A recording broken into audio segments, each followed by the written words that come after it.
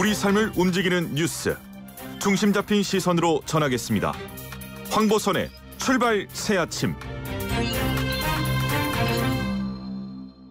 4부 시작하겠습니다. 세계 곳곳의 이슈를 알아보는 세계는 시방, 새 시방 시작합니다. 문희정 국제시사 평론가와 함께 하겠습니다. 평론가님 안녕하십니까? 네, 안녕하세요. 올 한 해 고생 많으셨습니다. 저는 네. 출발 새아침과 함께 할 수 있어서 너무 행복한 한 해였습니다. 고맙습니다. 그렇습니까? 네.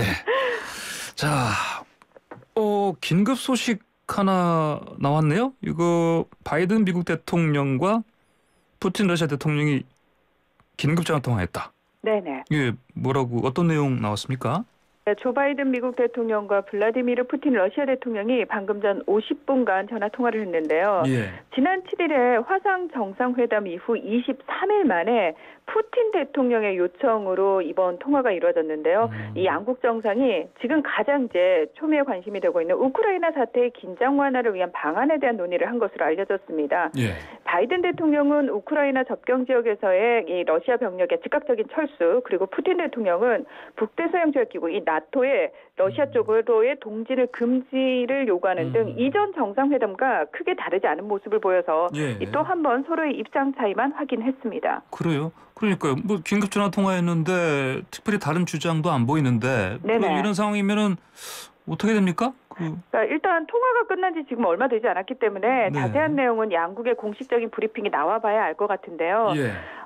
이제 줄줄이 두 나라 사이에 일정이 예정이 돼 있거든요. 그러니까 내년 1월 10일에는 양국 외무부와 국방부 대표들이 참여하는 안보 회의가 있고요. 예. 또 12일에는 러시아와 나토 간의 회담이 있습니다. 네. 13일에는 러시아와 유럽 안보 협력 기구 간 협상이 예정돼 있어서 대화의 창구가 완전히 닫힌 것은 아닙니다. 지금 자세한 내용이 안 나왔는데도 이상하게 러시아 측에서는 이번 통화 만족스러웠다 이렇게 얘기를 하고 있고 그래요? 예. 미국 측에서도 실질적인 대화를 했다고 밝힌 만큼 긴장감이 지금보다는 더 고조되지는 않을 것으로 보입니다. 그렇군요. 알겠습니다. 자, 일본 가보시죠. 그 벚꽃 스캔들, 이게 아베 신조 전 총리 네네. 가 받고 있는 그 혐의 관련해서 우리가 부르는 이게 이름인데 불기소 처분 받았다고요? 네, 그렇습니다. 이제 이 벚꽃 스캔들과 관련해가지고 지난해 12월에 도쿄지방검찰청 특별수사부가요. 예. 이 아베 전 총리의 공직선거법 위반과 정치자금 규정법 위반 등의 혐의에 대해서 혐의 불충분으로 이미 불기소 처분을 한 바가 있습니다. 예. 그런데 지난 7월에 검찰의 기소독점권을 견제하는 기구인 검찰심사회가 이 불기소가 부당했다 이렇게 결정을 내렸거든요. 예. 그래서 거기에 따라서 재수사가 진행이 됐던 거고 그런데 28일 날 또다시 이 재수사를 진행한 일본 검찰이 이 재수사와 관련된 내용에 대한 납득할 만한 설명도 없이 충분한 증거를 얻을 수 없었다 이러면서 불기소 처분을 내리고 수사를 종결해버린 겁니다. 그래요? 검찰 심사위가 이거 재수사하라고 했는데 네. 재수사했다고 하는데 또다시 불기소 처분이 내려진 거죠.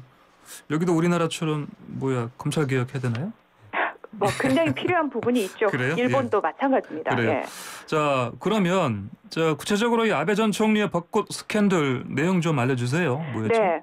아베 전 총리가 2012년 12월에 2차 집권을 시작을 하거든요. 근데 그 다음해인 2013년부터 2019년까지 각계각층 시민을 초청해서 벚꽃을 보는 모임이라는 그 국가 세금이 들어가는 행사를 하는데 여기에 자신의 지역구 후원의 관계자를 초청하는 등 공적 행사를 사유화했다는 의혹을 받고 있습니다.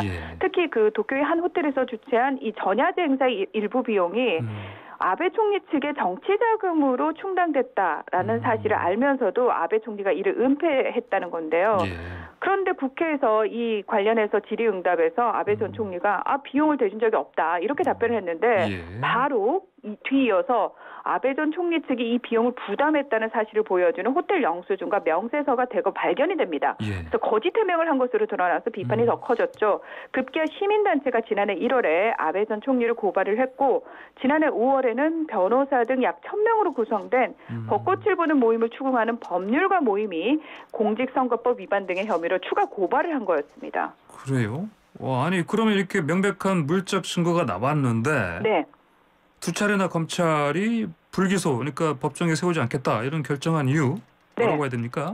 그러니까 일단 지난해 12월 특수부가 불기소 처분을 내리면서 뭐라고 얘기를 했냐면 아베 전 총리가 비용 보전에 직접 관여한 증거가 없고 행사 참가자들도 향응을 받는 것으로 인식했다고 볼 증거가 없다 이렇게 밝힌 겁니다. 그런데 재수사 진행 과정에서도 이 부분과 관련해 전혀 수사가 진전되지 않았습니다. 아베 전 총리는 검찰 조사에서 일관되게 나는 몰랐고 비서의 단독 행동이었다고 주장을 했거든요.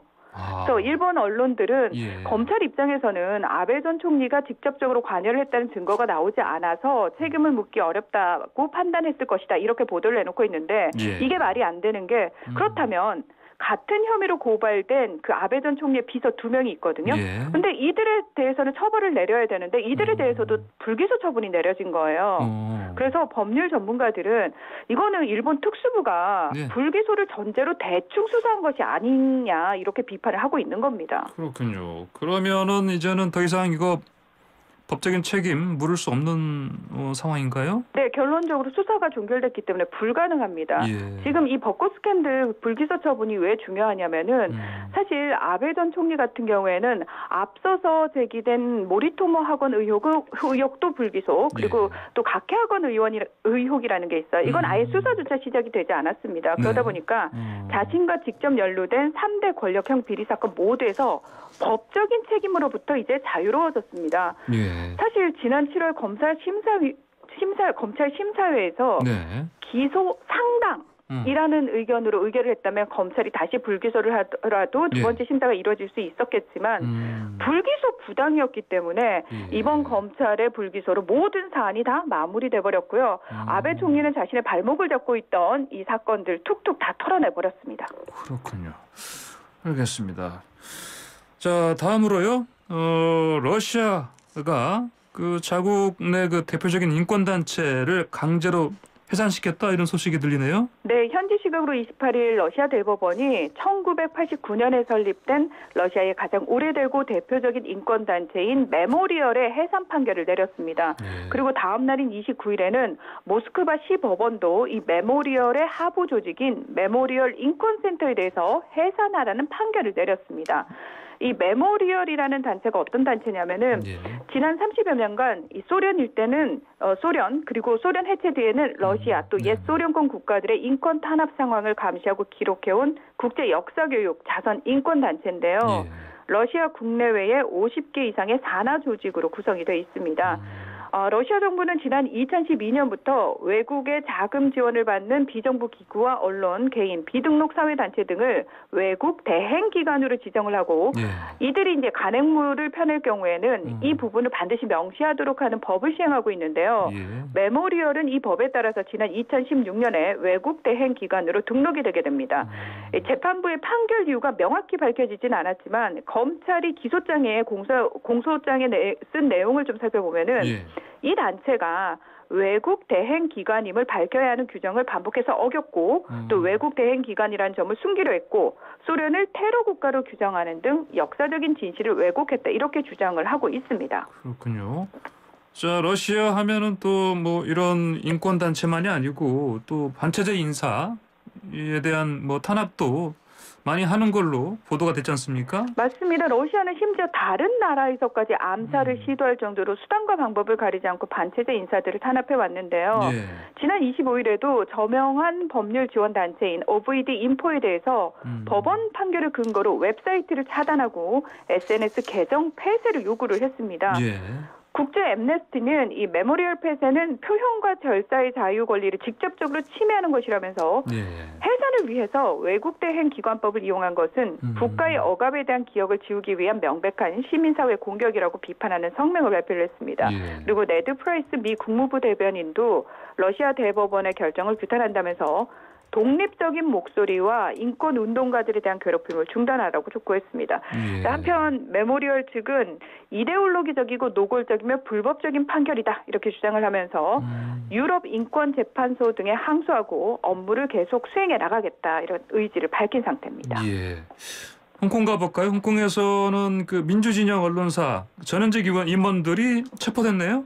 그렇습니다. 29일에 홍콩 경찰이 홍콩 기자협회장을 포함해서 홍콩의 민주진영 온라인 매체 입장신문의 전 편집장과 편집장 대행 등 10명을 선동적인 출판물 배포를 공모해서 형사 범죄 조례를 위반한 혐의로 체포했습니다. 그리고 일부 몇 명에 대해서는 지금 기소했다라는 뉴스도 나오고 있습니다.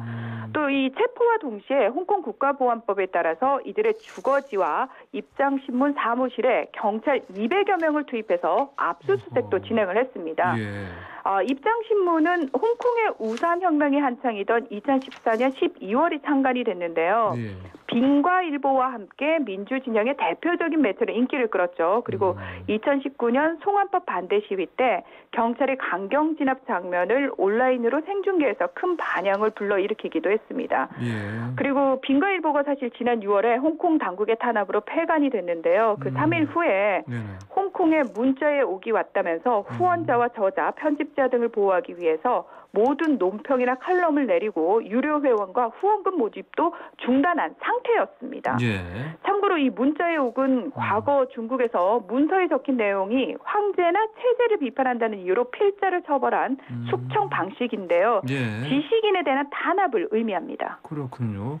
자, 그리고 지난해 6월에 홍콩 국가보안법 기습 시행됐는데 그 이후로 반체제 인사들 그리고 언론 탄압 계속되고 있죠? 그렇습니다. 이 홍콩 기자협회는 지난 1년간 많은 언론인이 체포되고 경찰이 방대한 취재 자료를 보유한 언론사 사무실을 수색한 것에 깊은 우려를 표한다면서 홍콩 기본법에 입각해서 언론의 자유를 보장해라 이렇게 촉구하고 나섰습니다. 앞서 말씀드린 그 빙과일보 같은 경우에는 지난 6월에 홍콩 당국이 4억을 급습해서 국가보안법 위반 혐의로 직원들을 체포를 하고요. 또 빙과일보의 자산 27억 원을 동결시켰습니다. 그래서 결국은 폐관을 하게 만들었거든요. 그리고 28일에는 이미 기소돼서 수감 상태로 재판을 기다리고 있는 빙과일보 사주인 지미라이와 또 전현직 간부 6명을 출판물을 이용한 선동 혐의로 추가 기소를 했습니다. 그리고 홍콩 연예계의 대표적인 반중 인사인 가수 데니스 호도 경찰에 체포가 됐고요. 한편 입장신문은 이 체포와 압수수색 직후에 공식 페이스북을 통해서 입장 뉴스는 즉각 운영을 중단하며 홈페이지를 포함한 모든 소셜미디어의 업데이트도 중단했다면서 폐간을 발표했습니다. 그렇군요. 어쨌든 홍콩의 민주진영 언론들 더 위축되는 상황이네요. 알겠습니다. 오늘 소식 여기까지 듣겠습니다. 감사합니다. 네, 고맙습니다. 네, 지금까지 3시 방의 문희정 국제시사평론가와 함께했습니다.